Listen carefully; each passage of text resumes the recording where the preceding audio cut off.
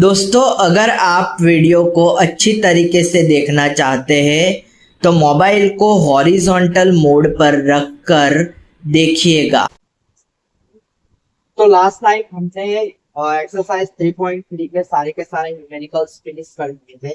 अब हम उसके वर्ड प्रॉब्लम पे जाते हैं जो कि हमें एलिमिनेशन मेथड से सॉल्व करना है। अब ये जो वर्ड प्रॉब्लम है उसमें हमें ये फर्स्ट वाला जो दिया है उसको हम सॉल्व करते हैं। तो 3.3 का सेकंड नंबर का फर्स्ट वाला उसमें हमें बताया गया है if we add 1 to the numerator and subtract 1 from the denominator, मतलब जैसे कि हमने आगे जो सब्स्टिट्यूशन का किया था उसी तरीके से ये भी है।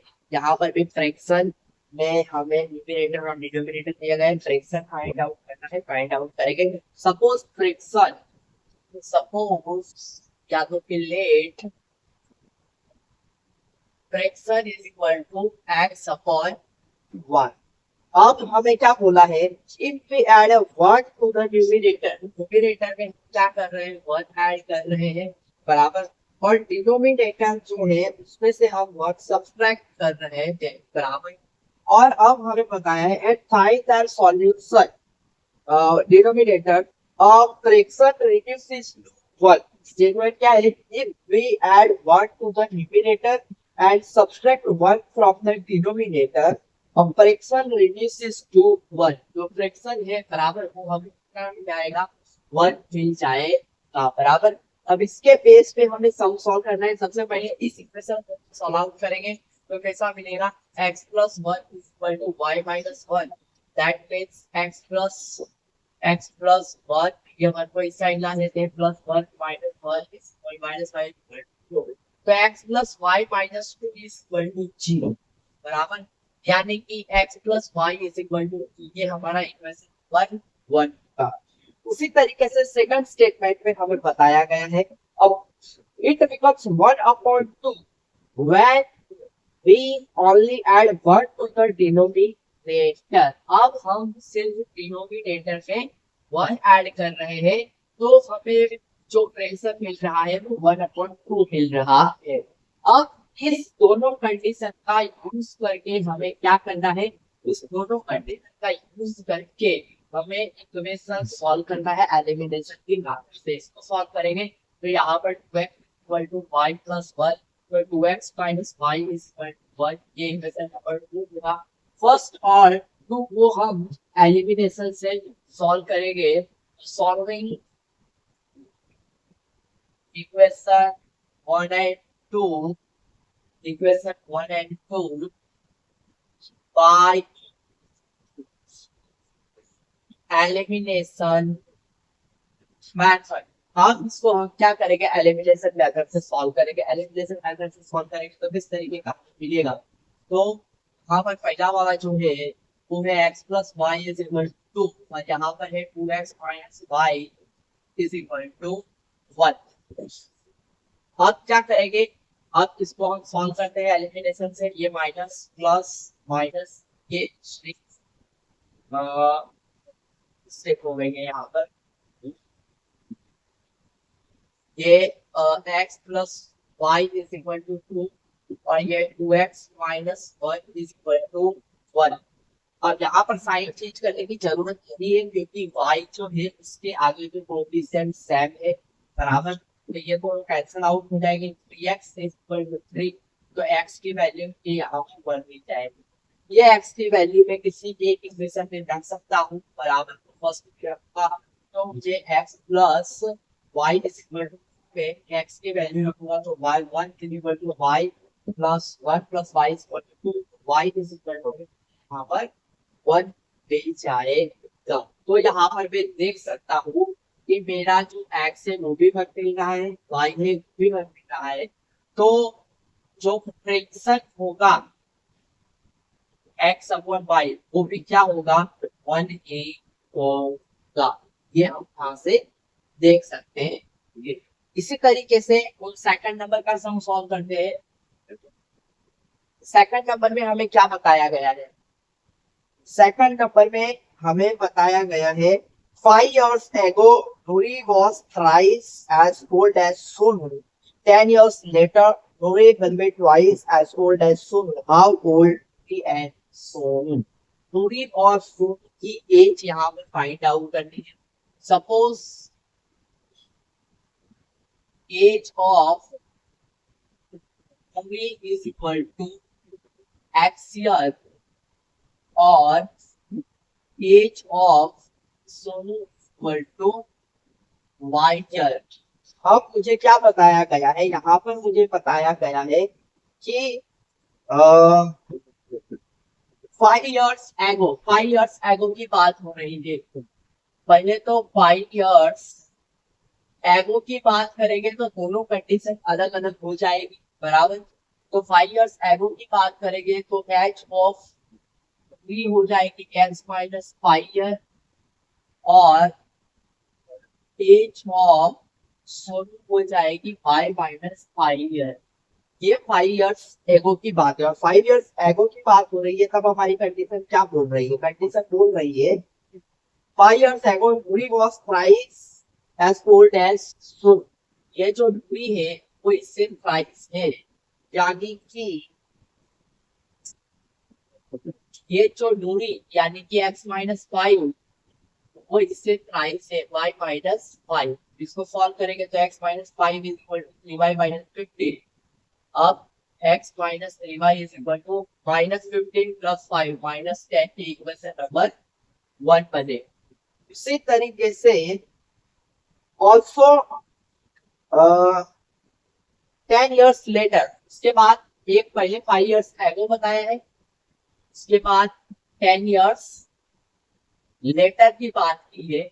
तो 10 years लेटर की बात हो तो दोनों की एज में क्या डिफरेंस होगा, age of Nuri is equal to x plus 10 हो जाएगा और age of Sonu is equal to y plus 10 हो जाएगा, बराबर.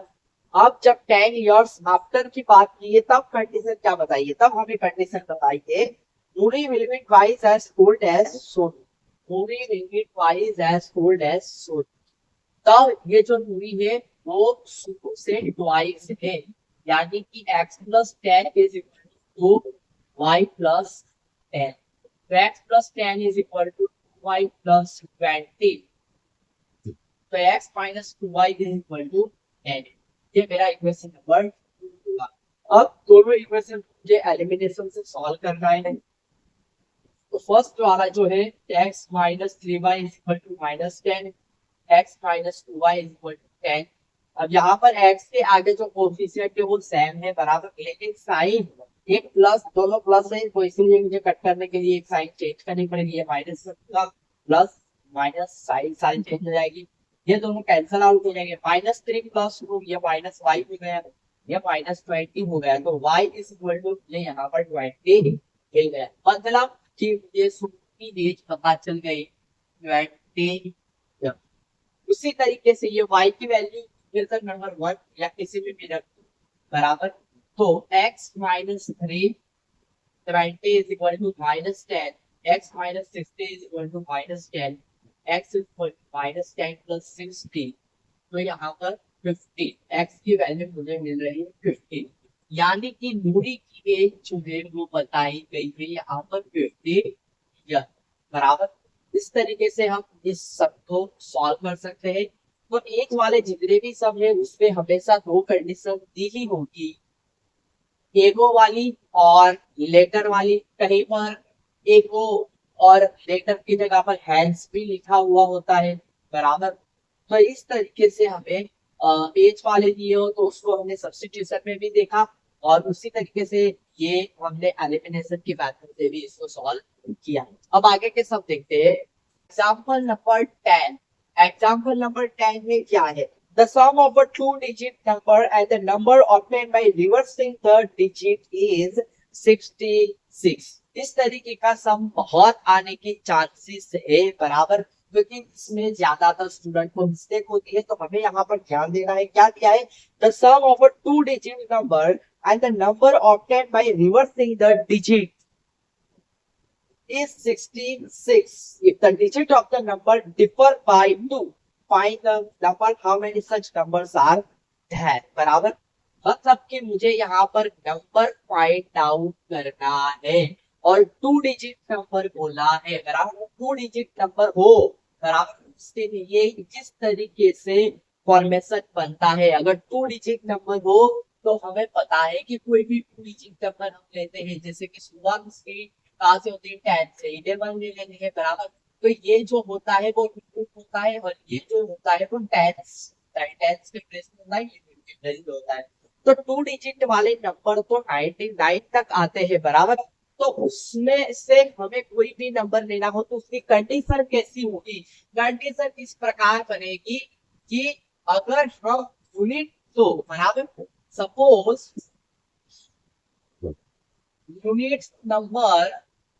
यूनिट का नंबर हम x ले रहे हैं और टेंस वाला जो नंबर है उसको हम y ले रहे हैं, तो हमारा 2 डिजिट का जो नंबर है इस तरीके से बनेगा। नंबर हमारा बनेगा 10y प्लस x, बराबर, क्योंकि हमने जो y टेंस वाला है उसको हमने y लिया हुआ है और जो यूनिट वाला है उसको हमने x लिया हुआ है। बराबर, अब यहाँ पर स्टेटमेंट क्या बोल रहा है, the sum of a 2 digit number and the number obtained by reversing the digit is 66.